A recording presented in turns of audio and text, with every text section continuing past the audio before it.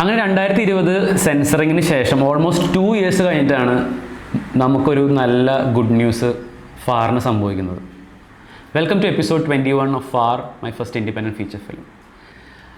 2020 censoring ചെയ്ത മൂവിയും പിന്നെ അത് കഴിഞ്ഞിട്ടുള്ള നെവർ എൻഡിങ് OTT പിക്ചേഴ്സൊക്കെ ഇങ്ങനെ നടന്നുകൊണ്ടിരിക്കുന്ന സമയത്താണ് ഞാൻ ഓഡിയോ റൈറ്റ്സ് എന്ന് പറഞ്ഞ ഒരു ഇതിനെപ്പറ്റി കേൾക്കുന്നതും കൂടുതലായിട്ട് പഠിക്കുന്നതും.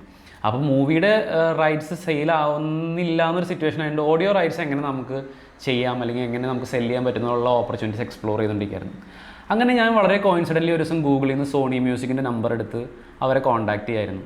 അപ്പോൾ മുംബൈയിലുള്ള ഒരു ഓഫീസായിട്ട് കണക്ട് ചെയ്തു. അപ്പോൾ അവർ ചെന്നൈയിലുള്ള ഓഫീസായിട്ട് നമുക്ക് കണക്ഷൻ തന്നു. അവരായിട്ട് സംസാരിച്ചു, അവർ മ്യൂസിക് സബ്മിറ്റ് ചെയ്യാൻ പറഞ്ഞു.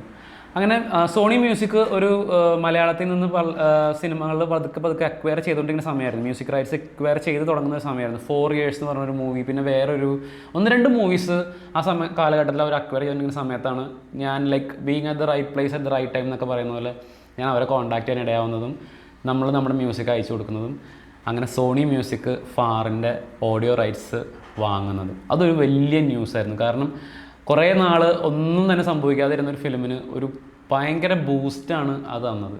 അപ്പോൾ അവർ തന്ന ഓഫർ നമ്മൾ 2 കൈ നീട്ടി സ്വീകരിച്ചു.